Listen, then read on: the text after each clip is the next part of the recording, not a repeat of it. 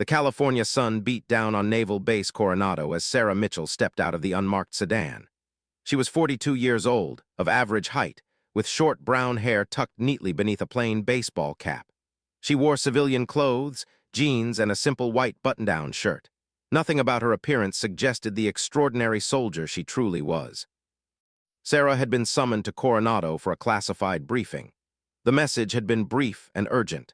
She hadn't been on an active military base in 3 years, not since her last mission had ended in ways she still couldn't discuss with anyone. As she approached the main administrative building, a group of young Navy SEALs jogged past in formation. One of them glanced her way and smirked. She was used to it.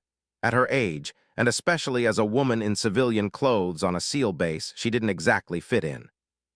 Inside the building, the air conditioning provided relief from the heat. A young petty officer sat behind the reception desk. He barely looked up from his computer screen.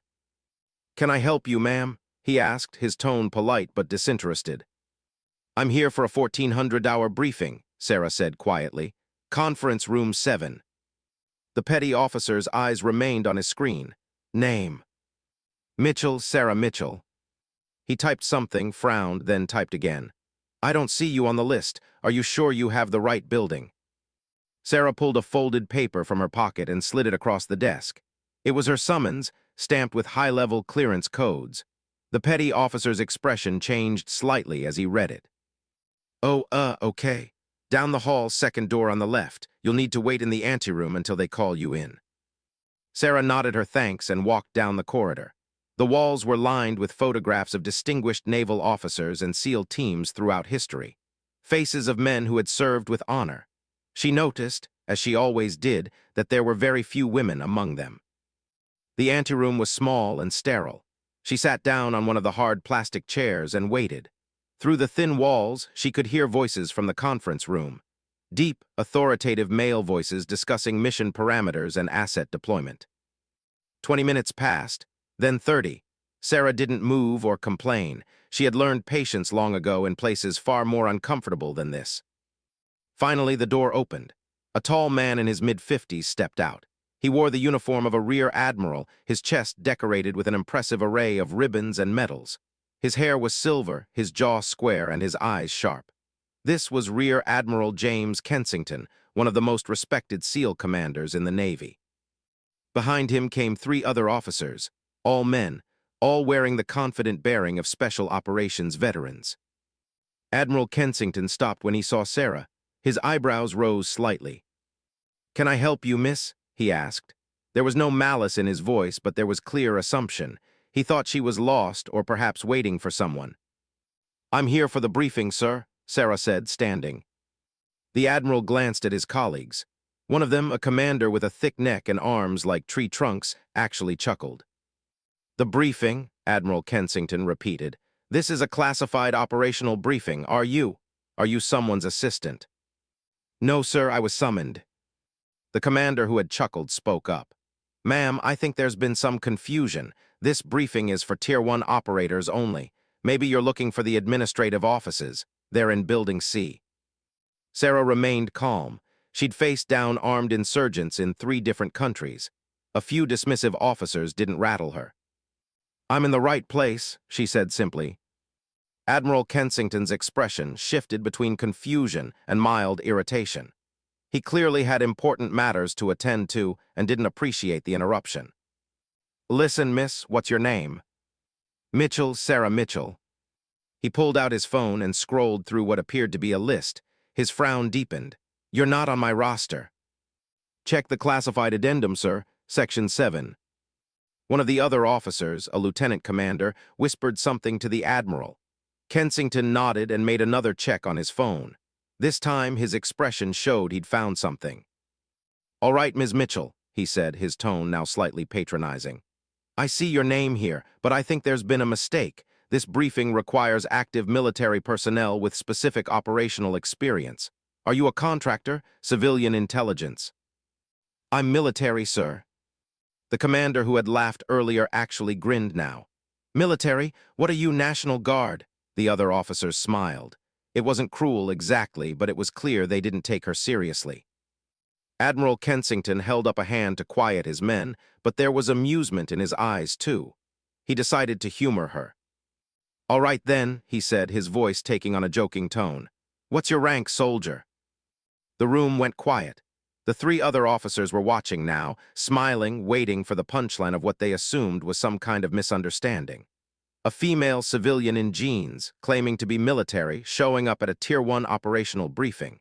It had to be a mistake. Sarah met Admiral Kensington's eyes. She didn't smile, she didn't flinch. When she spoke, her voice was steady and clear. "Titan Eagle, sir." The words hung in the air like a grenade with the pin pulled. The smile vanished from Admiral Kensington's face. The color drained from his cheeks. The commander who had been laughing suddenly stood straighter, his expression shifting from amusement to shock. "What did you say?" the Admiral asked quietly. "Titan Eagle," Sarah repeated. For a long moment, no one moved. No one spoke. The only sound was the hum of the air conditioning and the distant sound of training exercises outside. Admiral Kensington's hand slowly moved to his side, almost instinctively coming to attention. His eyes had gone wide. That's not possible," he whispered. Part 2, Shadows of Service. The conference room fell into a heavy silence. Admiral Kensington stared at Sarah as if seeing her for the first time. The three officers behind him exchanged confused glances, clearly not understanding the significance of what they'd just heard. "Excuse me, sir," the thick-necked commander said. "What's a Titan Eagle?" The Admiral didn't answer. He was still looking at Sarah, his mind clearly racing. Finally, he spoke, his voice much more measured than before. "Gentlemen, wait outside." "Sir," the lieutenant commander asked. "That's an order, wait in the hall." The three officers filed out, casting curious glances at Sarah as they went. When the door closed behind them, Admiral Kensington gestured toward the conference room. "Please," he said, his entire demeanor changed. "Come in." Sarah followed him into the room. It was equipped with secure communications equipment, large monitors on the walls, and a long table surrounded by leather chairs. The Admiral moved to a computer terminal and entered a series of passwords. His fingers trembled slightly as he typed. "I'm going to need to verify this," he said, not looking at her. "You understand?" "Of course, sir." He pulled up a database that Sarah recognized, the Classified Personnel Registry, accessible only to flag officers with appropriate clearance. He typed her name. Then he entered additional security codes. The screen populated with information. Sarah watched as the Admiral leaned closer to the monitor, reading. His jaw tightened. His breathing became shallow. "My God," he whispered, "it's true." He turned to face her. "Ma'am, I apologize, I had no idea. There are only—" He stopped himself, shook his head. "Please sit down." Sarah took a seat at the conference table. The Admiral remained standing for a moment, as if unsure whether protocol demanded he stand in her presence. Finally, he sat down across from her. "In 28 years of service," he said slowly, "I've never met a Titan Eagle. I've heard rumors, stories, but I've never actually met one. I didn't think." He paused. "How long have you held the designation?" 7 years, Sarah replied. "And before that?" "Special activities, 12 years. Admiral Kensington nodded slowly. Special activities meant CIA paramilitary operations, the most classified, most dangerous work the United States conducted. And Titan Eagle, that was something else entirely. The designation wasn't a rank in the traditional sense. It was a classification, one so rare that fewer than 20 people in the entire military and intelligence community had ever held it. It was reserved for operators who had completed missions of such extraordinary difficulty and national importance that their service transcended normal military structure. A Titan Eagle had authority that crossed all service branches. They reported directly to the highest levels of government. They were ghosts, legends, the people who did the impossible when no one else could. "Why didn't you identify yourself immediately?" the Admiral asked. "I'm here to observe and consult, not to take command," Sarah said. "I don't like throwing my weight around unless it's necessary." The Admiral leaned back in his chair, studying her. "What happened to you? The records show you went inactive 3 years ago." Sarah's expression didn't change, but something flickered in her eyes. Pain, maybe, or memory. "I was in Syria," she said quietly. Leading an extraction operation for a CIA asset and his family. We were compromised. The asset was killed, his wife and 2 daughters. She paused. I got the girls out. The mother didn't make it. I'm sorry, the Admiral said, and he meant it. I carried those girls 17 miles through hostile territory. One was 8 years old, the other was 5. They didn't speak English, they just watched their parents die. Sarah's voice remained steady, but the emotion was there, controlled but present. I got them to the extraction point, waited 12 hours in a drainage ditch while enemy fighters searched for us. When the helicopter finally came, the 8-year-old wouldn't let go of me. She held on so tight she left bruises. Admiral Kensington said nothing. What could he say? I put in for inactive status after that mission, Sarah continued. I'd been in combat zones for nearly 12 years straight. I'd lost count of how many missions, how many close calls. Those little girls holding on to me like I was the only solid thing in their world. She took a slow breath. I realized I was empty. I had nothing left to give. What did you do during your time away? I went home to Nebraska, small town called Hartwell, population 3,000. That's where I grew up. A slight smile touched Sarah's lips. I bought a small house, got a dog, worked at the hardware store. Mr. Henderson, the owner, is 74 and needed help. I spent 3 years cutting keys and mixing paint. The Admiral blinked. You went from classified operations to a hardware store. Best 3 years of my life, Sarah said simply. I learned how to sleep through the night again. I learned how to talk to people about normal things, weather, crops, high school football. I remembered what it felt like to be human. Then why come back? Sarah's expression hardened. Because 3 weeks ago I got word that something is happening, something that needs someone like me. The details were vague, but the threat level was clear. When your country calls, you answer. Admiral Kensington nodded. He understood that duty. The briefing today, he said, is about a situation developing in Southeast Asia. We have intelligence suggesting that a group of American contractors has been taken hostage. But the situation is complicated. The contractors were actually operating as a cover for a signals intelligence mission. They have access to technology and information that could severely compromise national security. Rescue mission, Sarah said. Yes, but it's in a region where we can't officially operate. The terrain is mountainous jungle. The hostiles are well armed and have support from local military forces. We're putting together a team of our best SEALs, but, he paused. The mission profile has a low probability of success, very low. That's why I'm here, Sarah said. You've done this before. Variations of it. Different countries, different circumstances, same impossible odds. The Admiral stood and walked to the window. Outside, the SEAL trainees were running obstacle courses, pushing themselves to their limits. These were some of the toughest warriors America produced, but what he was asking for went beyond even their capabilities. Those men outside, he said, the ones who laughed, they're good soldiers, they didn't mean disrespect. I know, Sarah said, I don't take it personally. They should know who you are, what you've done.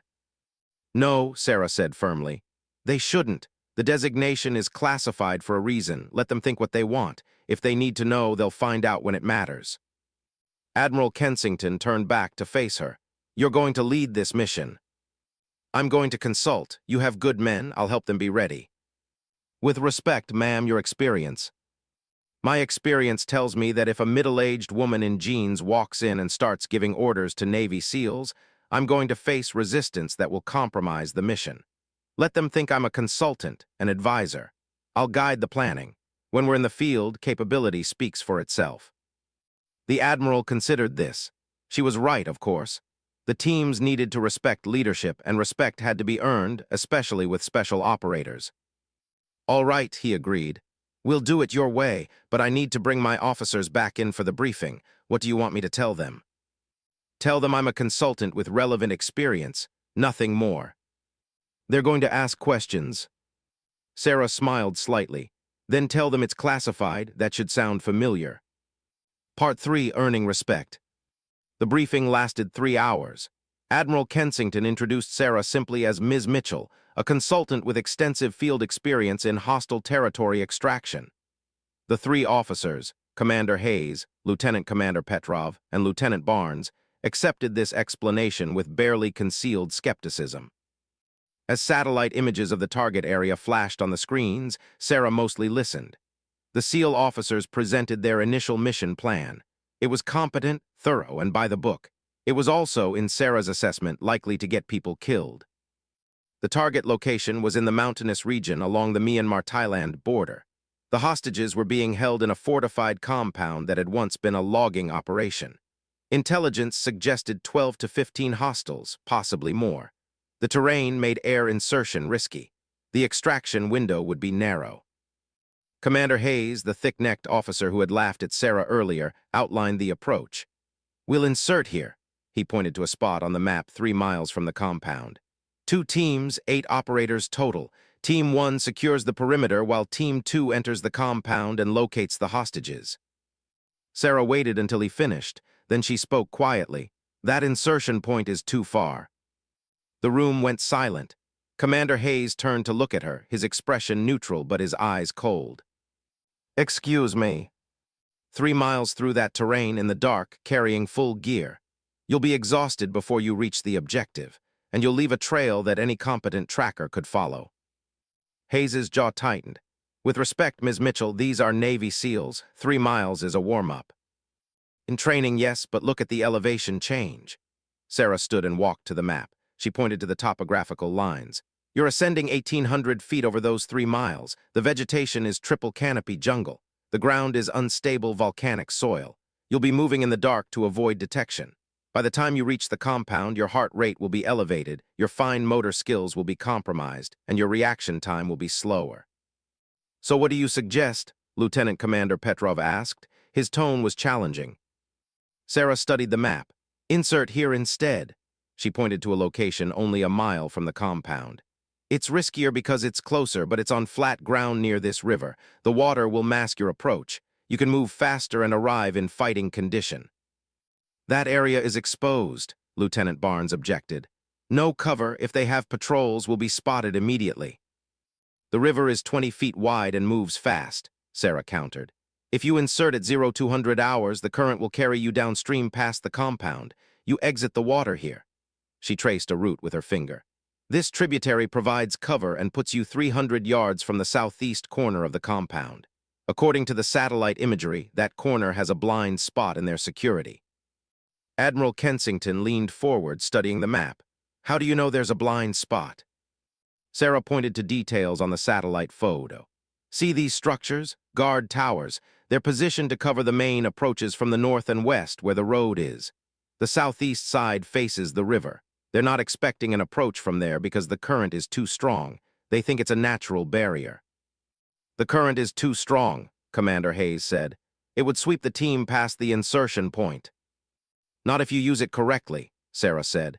"You insert upstream here, use the current to move quickly past the compound with minimal effort, then exit at the tributary.